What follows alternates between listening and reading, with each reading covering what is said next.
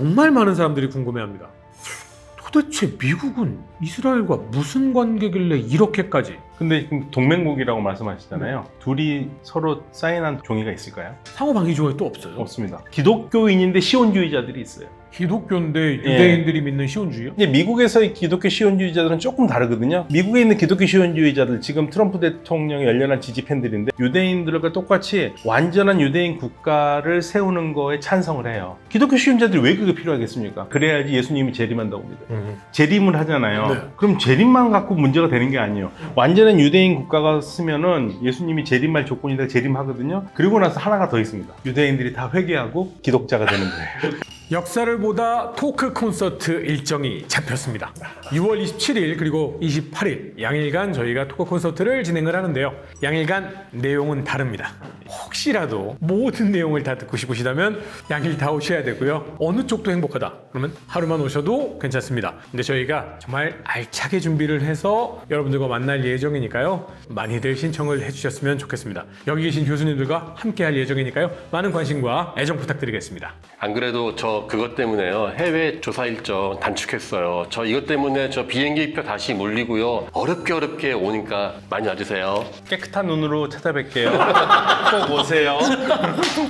근데 그때가 월드컵 기간이잖아요. 나가시게요? 아니 월드컵 보다가 못 오시는 불상사는 없었으면 하는 바람입니다. 조금 여유 있게 시작합니다. 걱정 말고 편하게 쉬시고 오시면 되는데요. 저희가 알차게 준비를 하도록 하겠습니다. 그럼 27일 날 그리고 28일 날 만나뵙겠습니다. 역사를 보다 재밌게, 역사를 보다 가깝게 전해드리고 싶습니다. 역사를 보다 진행을 맡은 허준입니다. 인사하고 시작하겠습니다. 안녕하세요. 안녕하세요. 서문대사학과의 임승휘입니다. 유럽사를 강의하고 공부하고 있습니다. 네, 안녕하십니까. 경희대사학과의 강인욱입니다. 고고학을 연구하고 강의하고 있습니다. 안녕하십니까. 성원대 유로연구소의 박현호입니다. 이슬람과 중동을 공부하고 가르치고 있습니다. 네, 안녕하세요. 한양대학교와 한국이집트학연구소에서 이집트학과 고고학을 공부하고 있는 황미수입니다. 요즘 뭐 전 세계가 주목하고 있는 건 미국과 이란의 전쟁이잖아요. 근데 그 전쟁은 사실 미국-이란 전쟁이라고도 하지만 미국-이스라엘-이란 전쟁인 거잖아요. 정말 많은 사람들이 궁금해합니다.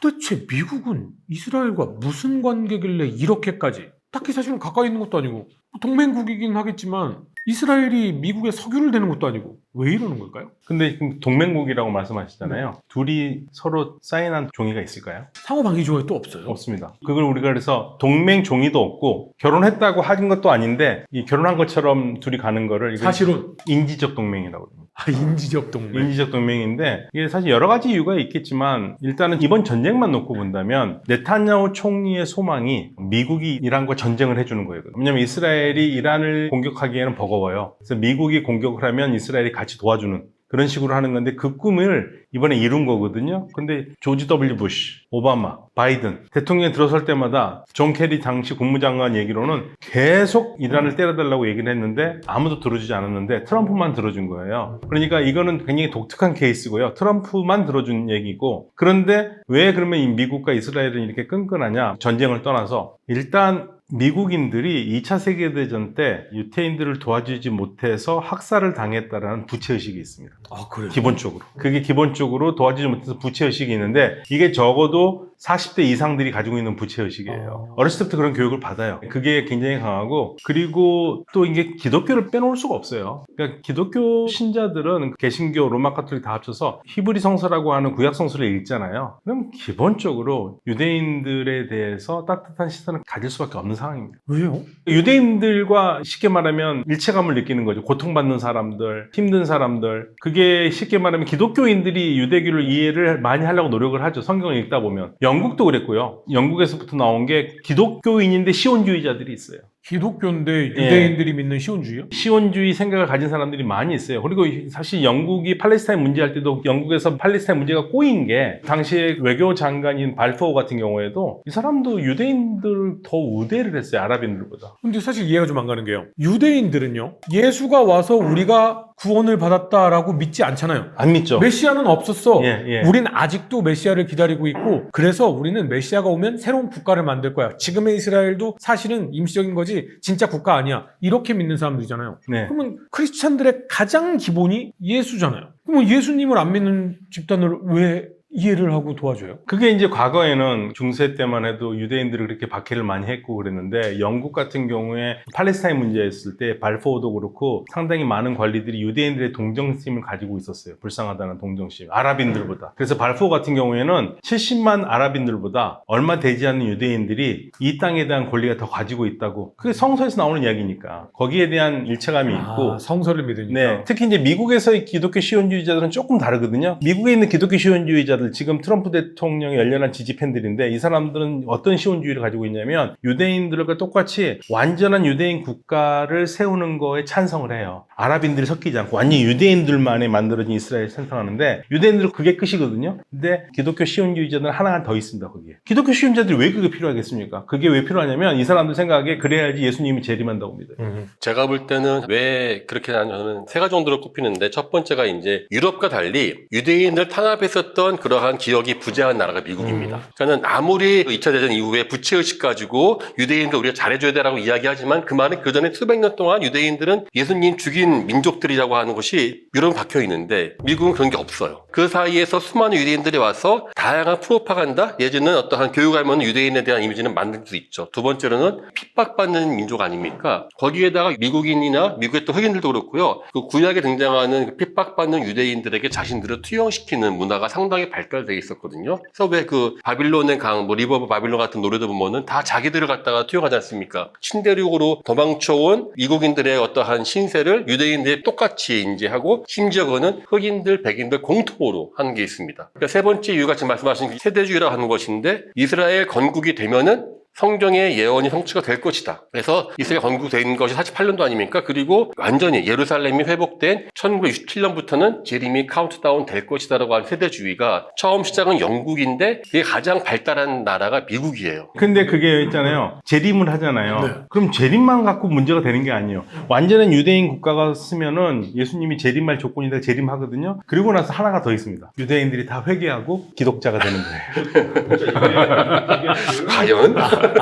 이게 양쪽으로 갈라졌던 게 사실은 유대인들은 예수님 아니야. 진짜 메시아는 올 거야. 기독교인들은 이미 예수라는 메시아가 왔었어. 근데 재림을 하는 순간 둘이 만나네요. 그러면 유대인들이 이제 예수님 인정하고 크리스찬이 될 거야. 그렇죠. 그러니까 이게 성서를 보면은 그 이스라엘이라고 하는 불리는 집단의 굉장히 어떤 특별성이 강조가 돼요. 뭐 이스라엘을 민족으로 칭할 수도 있고 아니면 그 고대 이스라엘 국가를 뭐 이해할 수도 있는데 고 이스라엘을 이 현대 이스라엘이라고 하는 국가와 어떻게 연결시키느냐에 따라서 신학적인 관점이 달라져요. 그래서 계속 말씀하신 이 신학들은 나중에 예수가 이제 재림을 하고 나서 어떻게 이 세계가 운명에 처하게 될 것이냐에 관련된 신학들인데 이게 뭐 천년왕국설이거든요. 전천년왕국설, 후천년왕국설. 그러니까 이제 예수의 재림이 먼저고 그러고 나서 뭔가 천년왕국이 만들어지고 나서 사람들이 다시 이제 뭐 회개한다. 뭐 이런 식으로 설명하는 경우가 있는데 이때에 이스라엘을 지지하는 이 개신교 쪽에 계신 분들은 이때 유대인들이 진짜 회개하고 예수를 영접할 것이다. 이렇게 생각을 하는 거죠. 그렇다 보니까 그 개신교라고 하더라도 일정한 어떤 교파에서는 이스라엘을 굉장히 긍정적으로 그 이스라엘의 운명이 자신들의 운명을 가늠할 수 있는 인덱스가 된다고 생각하기 때문에 이스라엘에 대한 지원을 아끼지 않는 것 같습니다. 근데 이 부채의식이 만약에 유대인들한테 있으려면 오히려 유럽 사람들한테 있어야 되는 거 아니에요? 워낙 핍박을 많이 하고 했었으니까. 근데 지금 이번에 보면 나토는 미국하고 완전히 틀어지고 있잖아요. 그렇다는 건 유럽인들은 이스라엘에 대해서 그 정도의 부채의식은 안 갖고 있는 거 아니에요? 저는 솔직히 말해서 부채의식이 미국과 이스라엘의 특별한 지금의 관계를 설명하는 건지는 잘 모르겠어요. 제가 뭐 전공자가 아니라서. 부채의식을 가지고 있다는 것도 좀 저는 놀랍기도 오히려 하고. 특히 뭐 전쟁과 같은 어떤 국제적인 공조 행위가 일어나려면 뭔가 이해관계가 일치해야 된다고 생각하는데 근데 막상 또 지금의 상황을 보면 이게 진짜 이해관계 때문인가라는 그런 의심도 들거든요. 뭐 손에 잡히는 이익이 있어야 될 텐데 무슨 이익이 있지? 트럼프 아들이 이거 돈을 많이 벌었나? 뭐 이런 그게 만약에 아니라면 좀 더 큰 차원에서 정책적으로라든가 정치적 또는 경제적인 뭔가 이해관계가 있을 거다. 근데 한 가지는 확실한 게 어떻게 보면 저희가 서구 기독교 문명과 그다음에 아시아 문명을 이렇게 이중 구도로 생각하잖아요. 네. 근데 저희 근동이라고 하는 지역을 보면 이스라엘은 진짜 작은 섬 같아요. 주변이 다 하나의 공통된 종교, 이슬람이라고 하는 종교로 남아있고 거기에 딱 박혀있는 유대교이지만 그래도 기독교하고 조금 비슷한. 사실 근데 유대교나 이슬람이나 기독교나 저는 어차피 같은 뿌리에서 나온 종교라서 도토리 키재기라고 생각을 하긴 하는데 어쨌든 거기에 나와 있는 딱 박혀 있는 마치 한반도로 치면 최전방에 있는 GOP 같은 뭐 이런 거 아닌가? 그래서 여기에 대한 군사적인 지원이나 또는 과학기술, 뭐 특히 군사와 관련된 이런 것들을 지원하는 게 아니었나. 사실 이번 전쟁은 미국이 이득이 될 게 없어요. 많이들 그런 얘기 하잖아요. 네, 이득이 될 건 없어요. 미국은 이란과 싸우는 것보다는 이란과 협상해서 얻는 게 훨씬 경제적 이득이 많은데 그래서 이걸 다 전부 다 이스라엘의 전쟁이라고 자꾸만 얘기하는 거예요. 그래서 가장 많이 그거 아닐까라고 얘기하는 게 유대인 파워가 로비로서 미국에서 들어가고 있는 근데 것이다. 정확하게 말씀드리면 우리가 이 말 좀 조심해야 되는데 모든 유대인들이 이스라엘을 지지하지는 않습니다. 그러니까 이스라엘을 사랑하는 사람들이 있어요. 그래서 우리가 그거를 말 굉장히 조심해야 되는 게 유대인 로비가 아니라 이스라엘 로비. 예, 이스라엘 로비 하는 사람들. 우리가 가장 직접적인 원인으로 따진다면 이번 전쟁만 놓고 본다면 트럼프 대통령의 친이스라엘 정책이거든요. 근데 왜 트럼프 대통령이 친이스라엘 정책하는 여러 가지가 있겠지만 가장 중요한 거는 트럼프 대통령의 막강한 돈을 대는 선거 자금을 걱정 안 하게 해줬던 사람이 다 친이스라엘 로비예요. 미국인인데 이스라엘을 중요시 생각하는 미국인, 대표적으로 에덜슨 부부거든요. 에덜슨 이제 첫 번째 대통령 될 때 후원했고 세상을 떠나고 지금 와이프, 미망인이 지금 트럼프 대통령을 지지하는데 어마어마하게 돈을 지지해요. 어마어마하게. 그러니까 트럼프 대통령이 이 돈으로 선거를 다 하는 겁니다. 그런 자기 후원자를 놓고 다른 생각을 하기가 어려워요. 그러니까 이런 설명은 진짜 설득력이 있는 것 같아요. 차라리. 근데요, 아니 아무리 어쨌든 저쩌다 해도 저렇게 친이스라엘 로비가 강력하다고 하면 유럽에도 친이스라엘 파들이 로비를 해서 장악을 하고 있는 세력이 있어야 되는 거 아니에요? 유럽은 미국처럼 로비라고 하는 게 하나의 정치 문화로 아, 유럽은 로비가 없어요? 없다고 할 수는 없는데 거기도 돈 받으려면 돈 받고 검은 돈 들이고 가고 하겠지만 미국은 로비가 하나의 합법화된 정치 문화잖아요. 근데 독일은 불가능할 거고 프랑스 같은 경우에는 그런 문화는 없어서 문화가.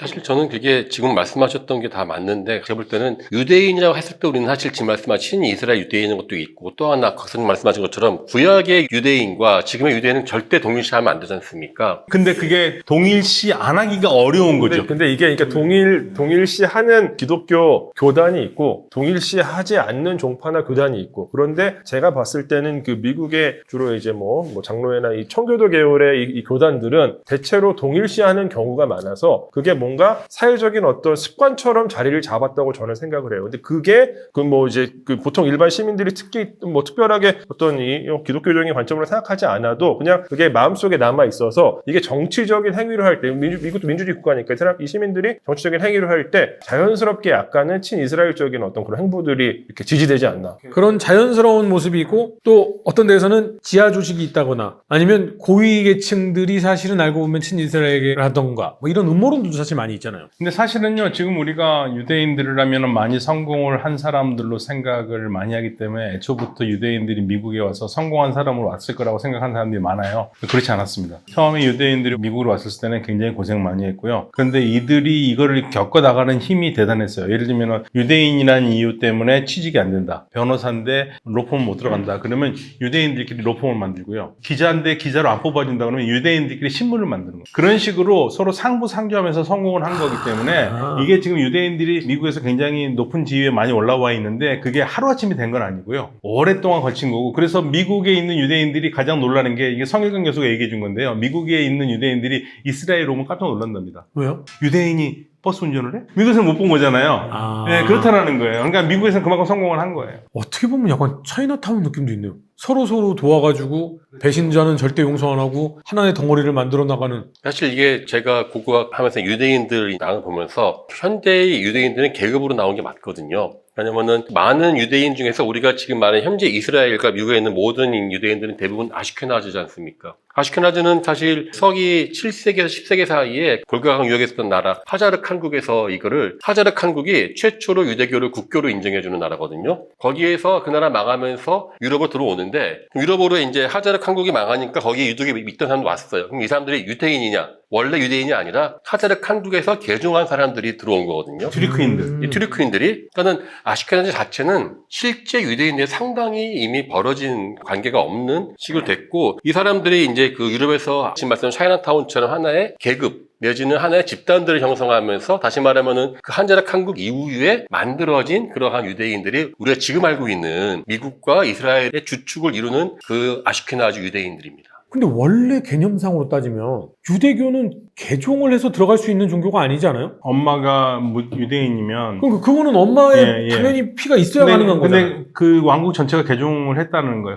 하자르 했어요. 왕국이. 예. 그걸 예. 유대교인들이 그렇죠. 인정을 한 거예요? 그렇죠. 뭐그 당시에 그렇게 됐으니까 유대인의 아이덴티티를 가지고 계속 온 거죠. 그런데 재밌는 게 우리가 한 가지 지금 유대인들을 얘기를 했었을 때 역사적으로 우리 흔히 하기 쉬운 실수 중에 하나가 로마 제국의 70년에 예루살렘을 정복하면서 유대인들을 다시 무너뜨렸잖아요. 반란하는. 그때 예루살렘에 있는 사람들을 못 살게 한 거는 맞는데 유대인들 나가게 한 건데, 그러면 지금의 이스라엘이라는 곳에서 있는 유대인들을 다 쫓아내느냐? 그건 아니란 얘기예요. 그 사람들은 그대로 있었어요.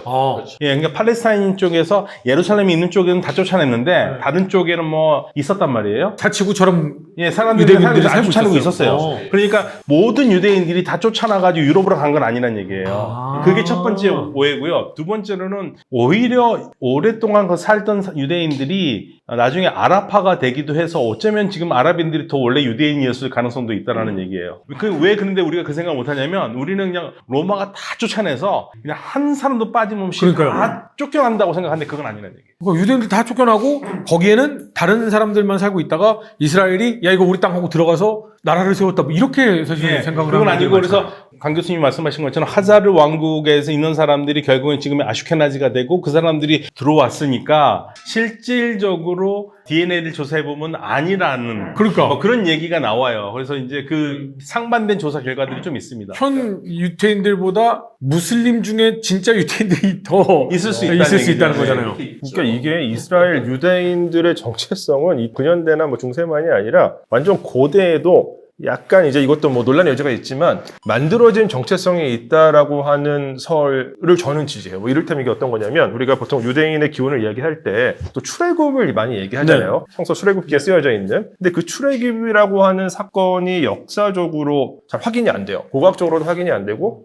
어떤 문헌적으로도 성서 이외의 기록에서는 잘 확인되지 않아요. 네. 그리고 이제 그 시점, 뭐 대략 한 청동기 시대, 철기 시대 넘어갈 그 무렵에 이스라엘 지역을 고고학적으로 조사를 해보면 급격한 정도의 대규모 민족 교체는 일어나지 않는 것 같아요. 그러니까 그냥 원래 그 가나안 지방에서 토착으로 살고 있었던 집단들이 조금씩 변화해 가면서 이제 왕국을 설립해서 그게 이제 그 유대 왕국이 되었다. 보통 이렇게 고고학적으로는 확인이 되거든요. 그 얘기는 뭐냐? 그 성서에 따르면은 이제 이집트에 살던 사람들이 막 대규모로 이주해가지고 이제 세웠다 보통 이렇게 이야기 되는데 그게 고고학적으로는 증명되지 않거든요. 그러니까 어쩌면 지금 말씀하신 이 비교적 최근에 와서 발생한 그런 일들도 사실 그 근원을 따지면 과거로부터. 그러니까 이게 민족의 정체성이라고 하는 게 경험을 계속해서 그 지역에서 해 나가면서 거기 살던 사람들이 계속해서 만들어가는 것이지 이게 정말 완벽한 어떤 인구 교체가 일어나고 그런 방식으로 일어나지 않았을 수도 있다. 근데 신기한 건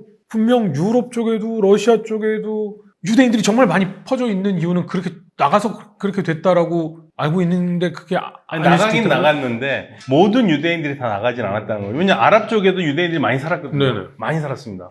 그런데 사실은 이제 중요한 거는 그리스도교인들이 유럽에서 유대인들을 같이 살았어야죠. 잘 살았어야 돼요. 근데 꼴보기 싫어서 배신자라고 예, 꼴보기 싫어서. 그러니까 아랍 애들이 요즘 항상 하는 얘기가 유럽 니네들 잘못이다. 이게. 팔레스타인이 유대인 문제는 이거는 유럽 니네들이 잘못이다. 니네들이 못 살게 했으니까 유럽 바깥으로 쫓아내가지고 우리한테 다 넘긴 거 아니냐 이거죠. 아, 저는 그래서 원죄는 유럽인들한테 있습니다. 유럽 그리스도인. 중동 그은 것도 유럽인들 쫓아낸 예. 것도 예. 유럽인들 하여튼 모든 원죄는 그 나라하고 그 옆에 나라 몇몇 군 나라들이 제일 문제예요. 예, 근데 유대인들이 한 변명을 좀 한다면 유대인들이 사실은 유대인이라는 이유로 많이 박해를 받았잖아요. 제일 박해를 심하게 받기 시작한 데가 사실 러시아입니다. 예, 1880년대부터 황제를 죽이지도 않았는데 황제를 죽인 게 유대인이라고 그래가지고 그 박해가 시작돼가지고 그래서 도저히 못 살겠다 해가지고 나온 게 그때 이제 팔레스타인을 처음 본격적으로 나오기 시작하거든요. 그런데 유대인들은 기본적으로 그리고 유대인이라는 이유로 너무 박해를 받으니까 이 사람들은 개그 없는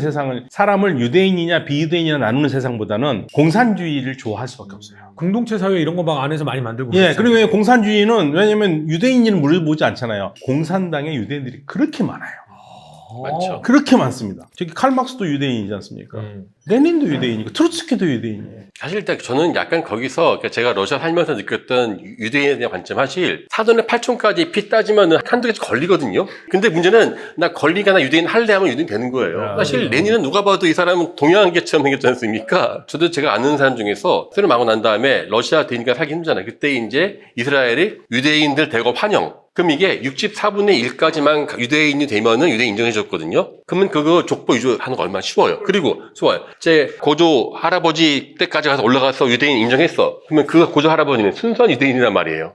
그분은 또 몇백 분의 1이었을 거 아니에요. 그러니까 그게 이제 내가 유대인처럼 살면서 유대인처럼 되겠다 하면 유대인이 되는 거예요. 그럼 맞아요. 유대인은 되고 싶으면 되는 것 같은 느낌이죠. 예. 그러면 지금 이제 미국과 이스라엘의 관계를 이렇게 종교적으로 이렇게 설명을 했다 치면요. 다 똑같은 아브라임 계열의 종교잖아요. 거기서 이제 여러 가지 교리와 종파가 이렇게 나간 거잖아요. 기독교는 예수님께서 재림하신 거고, 예수님께서 죽었다 사흘 만에 부활하시고 이제 하늘나라로 올라가신 거고, 유대교는 아직 안 오신 거고, 그래서 언젠가 메시아가 올 것이라고. 무슬림들은 예수는 그 선구자 중에 한 명이야. 그런데 종말론에는 두 명이 와요. 예수도 오고 이슬람에서 생각하는 마흐디라는 하느님이 보내는 존재가 둘이 내려온다는 무슬림들은 이야기는. 예. 그리스도인들은 예수님이 십자가 못 박혀서 죽고 묻힌 다음에 부활해서 하늘로 올라갔다고 믿잖아요. 무슬림들은 아니야 못 박히지 않았어.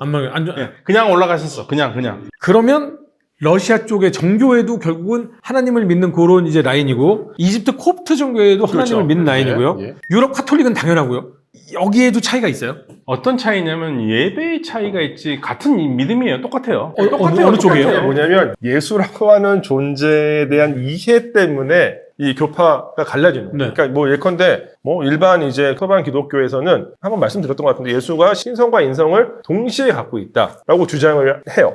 근데 이제 이집트에서는 동시에 갖고 있는데 이게 이렇게 합쳐진 상태로 존재한다. 그 서방 기독교는 예컨대 신성과 인성이 이렇게 붙어 있다고 한다면 이집트 콥트 기독교에서는 이렇게 돼 있다라고 이제 얘기를 하기 때문에 서방 기독교에서는 이제 콥트 기독교를 이제 단성론자들이다라고 보통 얘기를 하죠. 그 아까 말씀하신 예수의 믿음은 다 똑같아요. 그거 가지고 아무 문제 없어요. 예수는 있다. 네. 근데 이제 밥 먹고 공부한다는 사람들이 이제 싸우기 시작하는 거야. 예수님이 신이고 인간인데 그러면 신성이 있고 인성이 있을 텐데 그게 어떻게 했냐 가지고 싸움이 되는 거예요. 미친 듯이 싸우죠. 그러니까 이게 쉽게 말하면 아까 저기 기독교 중에 제일 유명한 게 네스토리우스교도 그런 거거든요. 예수님께서 성령님의 감동 감화에서 잉태했다. 다 이렇게 인정하죠. 근데 그러면은 성모 마리아 뱃속에 들어가는 순간부터 신이었냐? 아니 그때는 인간이었다가 응애하고 나올 때부터 신이었냐? 그거 모르거든요. 그걸 우리가 따지면 또 그것도 없는 게 그러면 잠깐만 잉태되는 순간부터 신이 딱 들어왔으면은 그러니까 신을 잉태한 성모 마리아도 신이잖아요. 그렇죠. 그러니까 그렇게 그걸 싸우는 게 그래서 그 와중에서 네스토리우스교가 이단으로 정죄받고 지금까지도 회복 못하고 있죠. 그게 왜 문제가 되냐면 예수가 신이에요, 인간이에요? 말씀 잘하셔야 됩니다. 여기. 아니, 그러니까 저는 역사 진행자니까요. 사료에 의해 돌아가셨다가 부활을 하시고 승천하신 거니까 네. 사람으로 태어나서 신이 된 거 아닐까요? 그렇게 되면 네스토리우스파. 난 네스토리우스파야? 431년에 맞아요. 쫓겨나. 이단이네요. 자, 근데 사람으로 태어났다가 신이 됐다고 하는 게 문제가, 신학적으로 문제가 되는 게 10계명의 첫 번째 계명이 뭐냐. 나 이외의 신을 섬기지 마. 유일신이거든요. 네. 자, 하느님 신이죠. 네.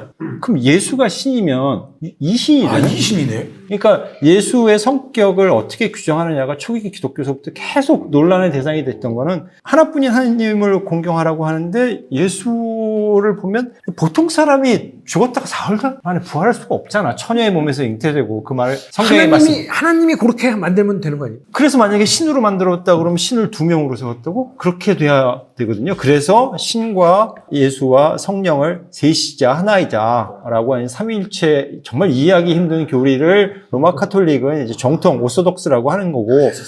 근데 이걸 아무리 생각해봐도 이해가 안 되거든요. 그러니까 아까 그 강윤득 교수님 얘기하신 네스토리우스 같은 경우에는 이성능, 그러니까 신격하고 인격을 구별해야 된다. 그래서 카톨릭 교회에서는 마리아를 하느님의 어머니라고 부르거든요. 그렇게 부르면 안 된다는 거죠. 신격하고 인격은 구별해야 되니까 어떻게 인간을 낳은 마리아가 하느님의 어머니라는 호칭으로 불릴 수 있느냐. 그래서 네스토리우스가 이제 에페소 공의회 431장에서 에페소 공의회에서 이단으로 판결받고 이제 쫓겨나면서 지금 이라크 북부에도 아직도 있어요? 남아 있고, 그 다음에 이게 경교라고 불렸잖아요. 당태종 때 이제 중국에 전래됐다가, 그 다음에 뭐 탄압으로 소멸했다고 하는데 나중에 이제 몽골 제국 치하에서 또 다시 부활해갖고서. 근데 이게 접점이 재미난 게 당시 유럽에서는 십자군이 있었는데 십자군 하던 사람들의 지도자들이 무슨 생각했냐면 저기 이슬람 세력 저 뒤에 가면 기독교 나라가 있다더라. 이제 그 소문이 나서 얘네들하고 손잡으면 양측에서 협공을 할 수가 있잖아. 무슬림들을 공격할 수 그럼 있다. 저 동방에 있는 기독교가 뭐냐. 알고 봤더니 이게 이제 네스토리우스 경교라고 불리던 거 아니겠느냐라고 이제 역사가들이 이야기하는 거죠. 몽골의 왕실의 여성들이 많이 믿었거든요. 그런데 아주 간단해요. 사실 문제는 뭐냐면 예수님이 그냥 슈퍼맨처럼 하늘에서 나오면 돼.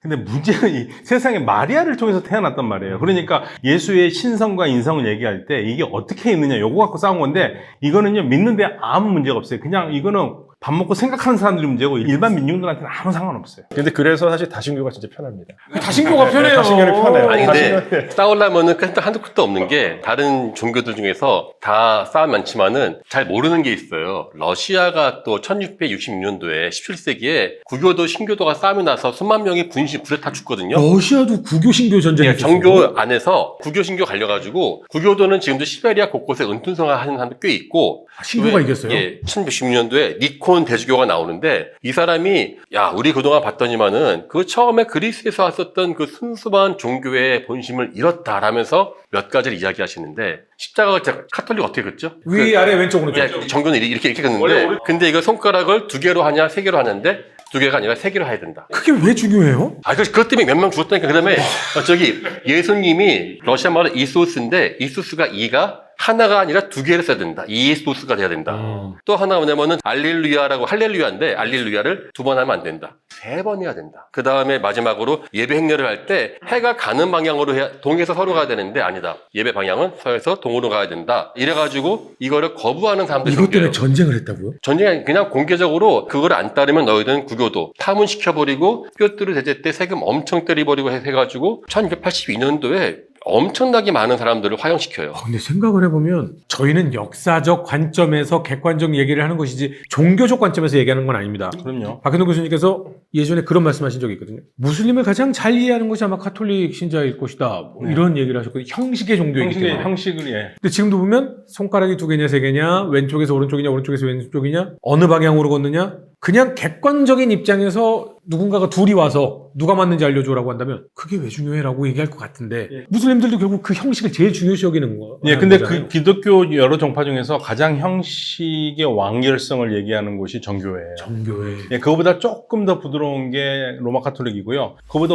훨씬 자유로운 게 개신교입니다. 예배 의식이나 이런 것들이. 네. 그래서 좀 저도 재밌는 게 그때 그 도망친 구교도들이 지금 러시아 알라스카에도 살고 중국에도 살았어요. 중국에. 그러니까 이게 탄압이 오히려 문화 교류를 불러일으키는 거예요. 네스토리우스도 그렇고 유대도 그렇고 탄압을 하니까는 이 사람들이 도망치면서 자기 문화 가지고 계속 도망치면서 그 과정에서 전 세계가 문화가 서로 섞이는 그 그러니까 과정이 있죠. 기독교는 제가 보기에는 기본적으로 태어날 때부터 DNA의 개혁이라고 하는 게 임장에 새겨져 있는 것 같아요. 그러니까 저희가 뭐 기독교하고 유대교를 자꾸 분리시켜서 보니까 그런데 예수도 유대인이잖아요. 예수의 엄마 아빠도 다 유대인. 아, 생각해보면 그렇네요. 그렇잖아요. 예, 예. 근데 유대인으로 태어나서 당연히 유대교를 믿었겠죠. 그 예수가 처음에 그 집 나가갖고서 엄마가 마리아가 막 아들 찾으러 다니는데 어디서 발견하냐면 회당에서 랍비하고 이제 수다 떨고 있는 예수를 발견하잖아요. 그러니까 랍비들이 있었고 그러니까 유대교 구약이라고 하는 책에 대해서 이러쿵저러쿵 이제 해석하는 사람들하고 같이 이야기를 하는데 어떻게 보면 예수도 랍비들하고 좀 다른 해석을 내놓은 사람. 그러니까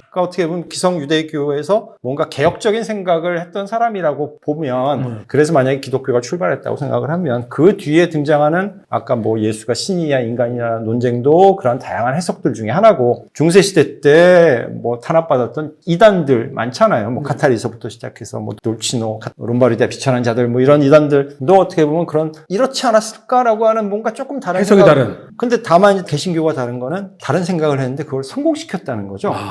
저는 종교개혁 얘기하면 항상 종교개혁의 원인을 사람들이 이야기를 하는데 중요한 거는 종교개혁이 성공했다는 게 중요하다. 성공했는데 그걸 이상하게 볼 거냐? 제가 보기엔 기독교는 처음 출발부터 개혁에서 시작했는데 계속 개혁하는 게 원래 생겨먹은 대로 이거 아닐까? 그리고 아까 종교에도 뭐 얘기하셨지만 여기에서 개혁 사상이 나타난 게 전 전혀 이상하지는 않거든요. 저는 여기서 종교개혁이라는 말이 좀 딴지를 종교개혁이라는 말이 번역이 잘못된 거예요. 사실. 아 그래요? 예, 영어 표현에도 그거 없어요. 레포르마스용이거든요. 리포메이션. 근데 종교개혁이라고 아마 일본에서 번역을 한 것 같은데 그럼 다른 종교에 있는 사람들 기분 나쁘죠. 그건 그리스도교 개혁이지. 왜 종교개혁이냐. 그치. 이건 불교로 개혁이냐. 종교개혁은 아니지. 예, 저는 그래서 그리스도교 개혁이라고. 저는 사실 그리스도교뿐 아니라 이게 다 갖고 있어요. 사실 이게 우리는 엄밀히 말하면은 의례 자체가 중요한 게 아니라 의례를 규정할 수 있는 자가 누구이냐. 그게 권력이지 않습니까? 네. 우리나라 똑같은 게 손가락 2개, 3개 똑같은 게 있지 않습니까? 여성 논증. 여성 논증이 거의 똑같은 시기예요. 그때 제가 강의할 때 이거 얘기했어요. 상복 어떻게 입냐 가지고 우리 진짜 쌈 나고 나라 한번 망할 뻔했다니까는 우리 많이 보던 거예요. 이게 어떤 측면에서는 그런 이데올로기적인 논쟁과 약간 네. 핑계일 수도 있을 것 같아요. 네. 근데 기존에 이제 다른 어떤 권력 관계 때문에 투쟁이 일어나는데 그때 뭔가 명분을 만들기 그렇죠. 위해서 이제 갖다 놓은. 저 얘도 기본도 모르는 인간들. 네. 그러니까 로마 가톨릭 교회에서 많이 쓰는 기도문 중에 이제 임마누엘이라는 표현이 나오는데 이게 사실 유대 아람어로는 우리와 함께 그다음에 하나님이라는 뜻이거든요. 아, 근데 그래요? 이거를 기독교에서는 하나님이 처녀의 몸에서 태어난다라는 의미로 이제 해석이 이렇게 돼버린 거예요. 그러니까 결국 해석의 문제가 아닐까. 이제 유일신 이야기 힘드시니까 다른 이야기로 좀 한번 가면 제가 좋아하는 영화 중에 이제 나는 관대하다.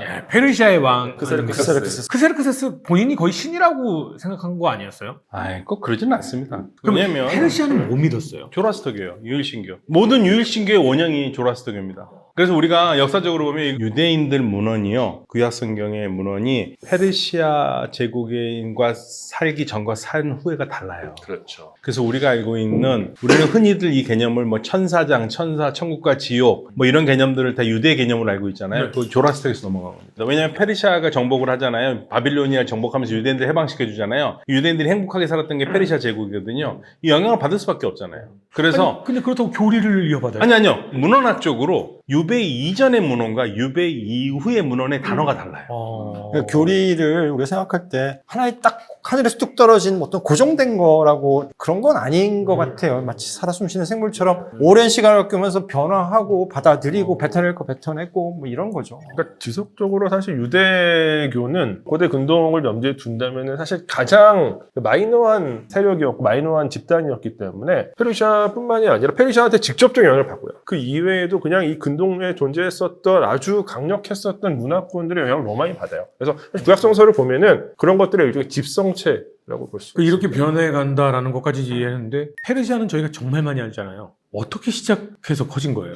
페르시아는 아주 조그만 마을에서 시작하죠. 조그만 동네 안샨이라는 곳이 있습니다. 안샨 지금의 이란의 그 남부 쪽이에요. 페르시아라는 말이 나온 게 파르스라는 말에서 나오거든요. 그 파르스 쪽에 있는 안샨이라는 왕국에서 시작했는데 거기서 시작한 게 이제 소위 말해서 하카마네슈, 그러니까 아케메네스조가 시작돼요. 우리가 알고 있는 뭐 페르시아의 모든 단어들은 다 그리스 사람들이 부르던 거를 그냥 우리가 그대로 서양을 받아들였기 때문에 그런 거고요. 아케메네스도 페르시아로 하면 하카마네슈입니다. 이게 근데 발음이 어렵긴 하죠. 거기서 시작한 겁니다. 그러니까 기원전 한 550년경. 그러면 거기에서 정복 전쟁을 통해서 커진 거예요? 그렇죠, 그렇죠. 그 무역이나 이런 경제로 성장한 게 아니라? 예, 정복 전쟁도 하고 그러면서 무역도 같이. 근데 이 제국이 이제 위대한 거는 뭐냐면 이게 최초의 제국은 아니에요. 제국은 그 전에도 있었어요. 그런데 통합하고 제국의 모습을 근대까지 미쳐준 가장 중요한 제국으로 페르시아 제국을. 근데 제국마다 그 제국이 커지는 뭐 당연히 그때 당시의 제국은 정복 전쟁을 통해서 제국이 됐는데 전술이나 강한 이유들이 있잖아요. 예. 페르시아가 강한 이유는 뭐예요? 관대하다.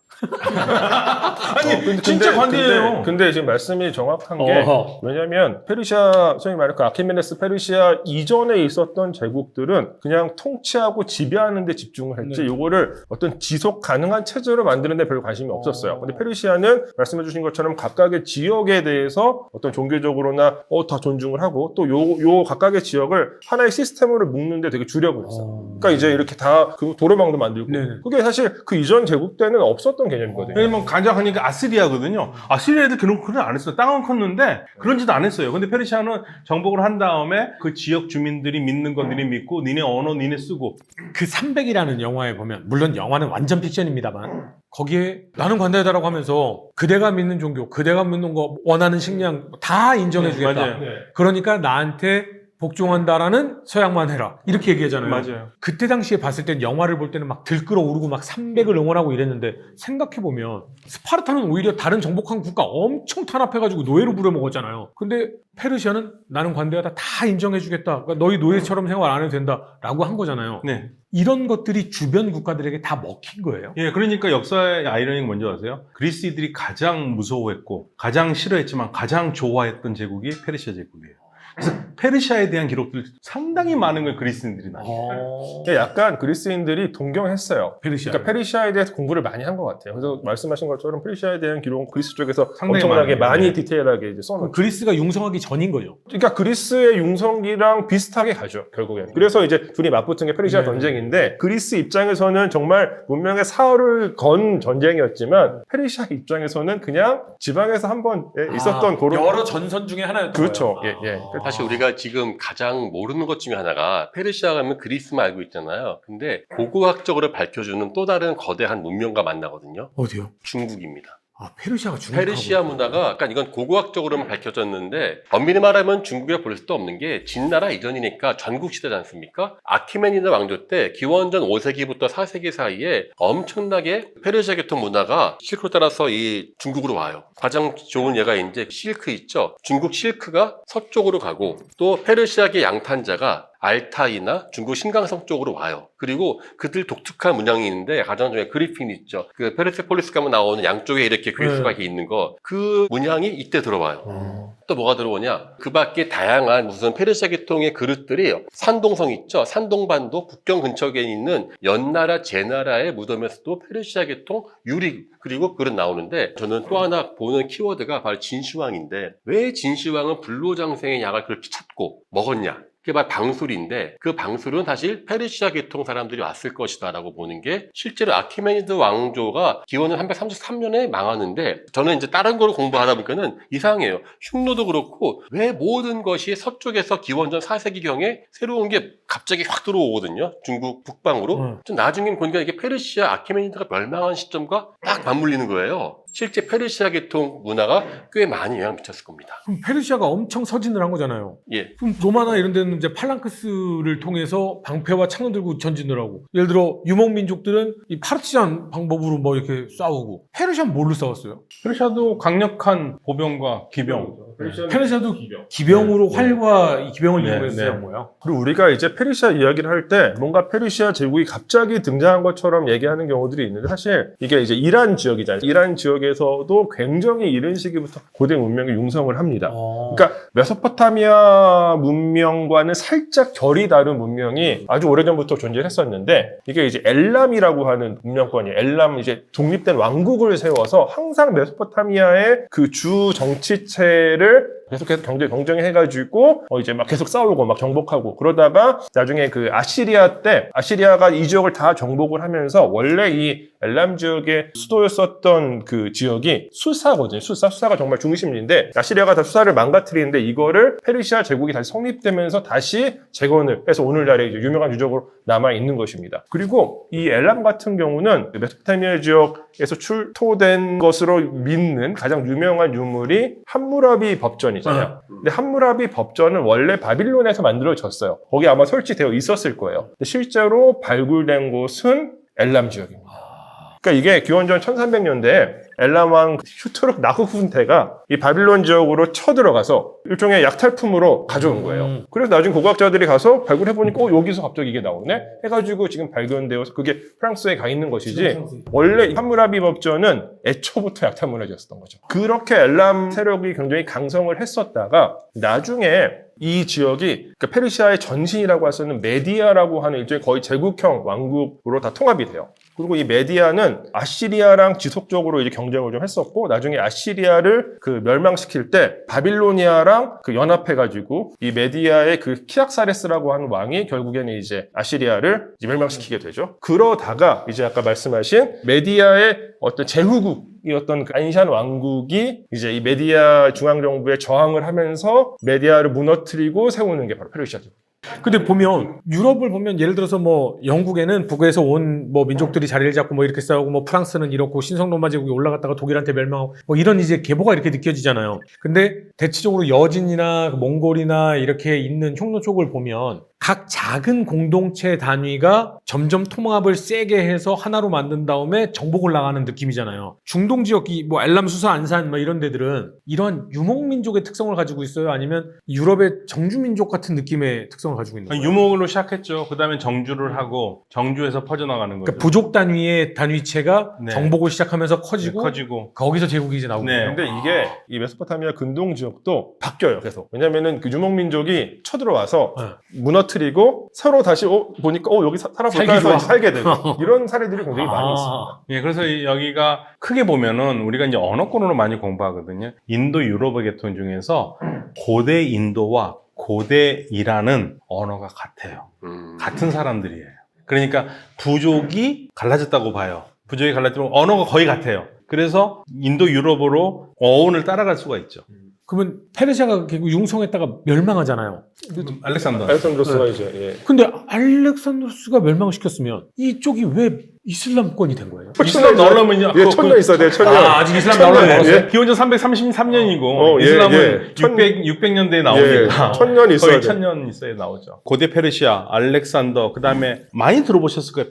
파르티아. 파르티아. 네. 예, 파르티아. 그 다음에 이제 사산. 그 다음에 이슬람이에요. 그러니까 사산조가 이제 멸망하면서 이슬람이 본격적으로 그러면 들어오고. 사상조 페르시아를 멸망시킨 게 이슬람이에요? 그렇죠. 그런데 우리가 중요한 게 빠져먹는데 진짜 우리가 빠져먹지 말아야 될 게 최초의 그 아켄메네스 왕조의 키루스 대왕 있잖아요. 유대인들을 해방시켜준 네네. 왕. 그 사람이 남긴 위대한 아마 그 대형박물관에 있어요. 저는 모조품을 가지고 있고 진품은 못 봤는데 키루스의 실린더, 키루스의 인장 거기에 보면 키루스가 내가 누군지 자기 제국을 다스릴 때 내가 어느 왕인지 하게 하면서 모든 사람들에게 자유를 줘요. 예, 그래서 우리가 그거를 세계 인류 최초의 인권 선언문이라고 얘기를 해요. 실제로 구약 보면 바사왕 고레스라가 나오는데 네, 맞아요. 네, 바사왕 고레스밖에 고레스. 안 나와요. 예, 네, 바사왕 고레스. 바사가 페르시아. 이사에서 45장에서 유대인들을 해방시켜준 왕이 고레스 왕이고요. 이거를 이제 요즘 트럼프 대통령이 45대 미국 대통령이잖아요. 그러니까 트럼프 대통령을 좋아하고 따르는 그 복음주의 미국의 기독교인들이 뭐라고 그러냐면 왜 우리 트럼프 대통령이 45대냐? 이분이 이사에서 45장에 나오는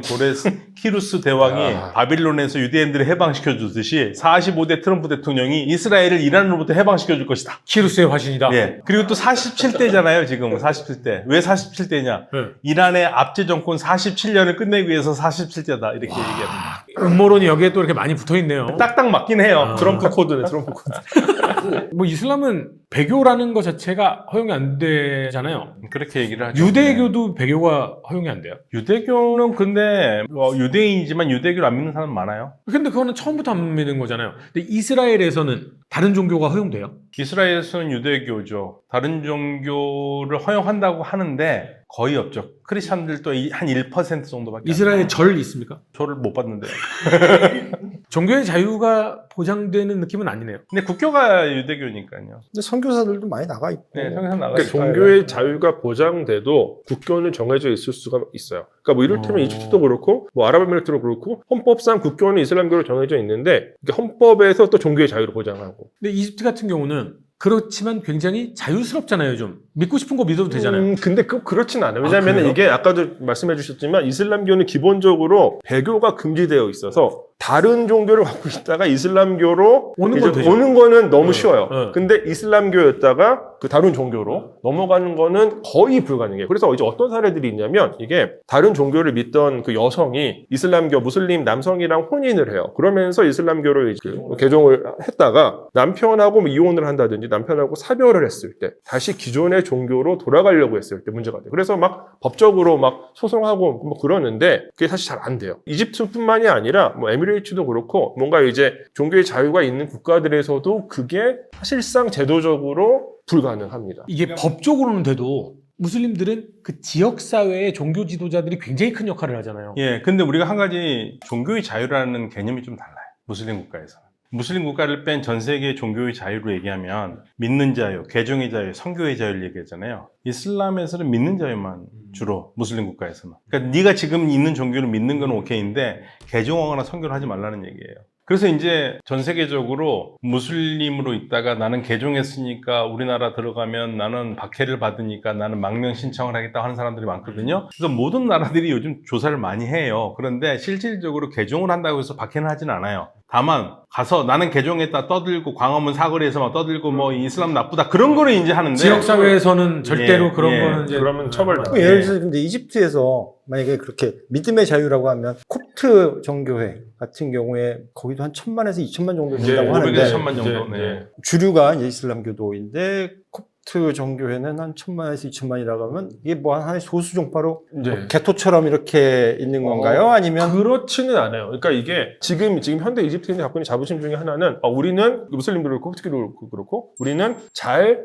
혼합돼서 잘 평화롭게 살아간다가 약간 자부심이에요. 그래서 콥트 기독교인들도 실제 이집트의 그냥 일반 사회에서 굉장히 큰 문제 없이, 그러니까 물론 마이너한 갈등들이 있겠지만 외국인이 봤을 때는 큰 문제 없이 살아간 것처럼 보이고, 또 한 예가 이집트의 외교관들 중에서 콥트 기독교인들이 되게 많아요. 그러니까 이집트의 이제 공무원 사회에도 콥트 기독교인들이 꽤 많이 들어와 있습니다. 그러니까 보통 콥트 기독교의 인구 비율보다 조금 더 높다고 제가 들었어요. 그 비율 자체가. 인구 비율 한 4, 5% 정도 된다고 그러던데. 그러니까 이게 콥트 기독교에 대한 인구 비율은 공식적으로는 10%여야만 해요. 이집트에서는. 근데 이게 비공식적으로는 지금은 10%가 좀 넘는다라는 게 정설인데 근데 경제적인 지위나 뭐 사회적인 지위가 좀 높은 쪽이 조금 많다. 더 높은 편이죠. 어. 예, 보통 일반적인 무슬림보다 이집트 사이는 일단 그렇습니다. 근데 이제 워낙 인구가 많다 보니까 또 이상한 무슬림 애들이 있잖아요. 그냥 그런 애들이 이제 가끔 교회에다 테러하기도 하고 폭력 사건 뭐 이런 이런 것 때문에 거는 문제가 되죠. 그래서 지금도 이제 그 중부 이집트는 이제 기독교세가 되게 강한 지역들이 좀 있는데 거기는 웬만하면은 관광객들은 가지 말라고 얘기합니다. 그리고 이제 카이로에 있는 콥트 지구에도 거기 들어가려면 경찰들이 엄청나게 삼엄하게 경비를 해요. 잘 일어나진 않는데 아주 뭐 가끔가다 그런 이제 극단주의 무슬림들에 의해서 테러가 발생하기도 하니까. 저희가 원시 기독교 공동체 공부하는 사람들이 항상 관심 있어 하는 게 칼데아 교회? 이라크 북부에 있다는? 네. 거기는 상황이 어떤가요? 거기는 이집트처럼 그렇게 좀 자유로운가요? 그러니까 이라크가요, 원래 기독교인이 한 200만 됐었습니다. 그런데 IS 극단주의자들이 나오면서 많이 죽고 많이 그랬을 것 도망가고 같아서. 그래가지고 지금 한 30만 정도로 봐요. 사실은 정말 끊을 수 없는 사실인 게 왜 우리를 공격해? 너희들이 힘 있다고? 아주 나쁜 놈들이네 라고 하는 사람들이 알고 보면 다른 사람들을 공격하고 있고, 이 공격받아서 참 안쓰러워 라고 생각했더니 이 사람들이 또 누군가를 제노사이드 하고 있고, 이런 사회가 좀 사라졌으면 좋겠다라는 생각은 드는데, 지금도 보시면 유럽사, 이집트, 유로메나, 시베리아 다 같이 앉아서 화기애애하게 이렇게 대담을 나누고 있지 않습니까? 전 세계가 이렇게 화기애애해졌으면 좋겠다, 전쟁은 좀 사라졌으면 좋겠다라는 생각을 가지면서 마무리하도록 하겠습니다. 네 분 모두 수고 많으셨습니다. 감사합니다. 고맙습니다.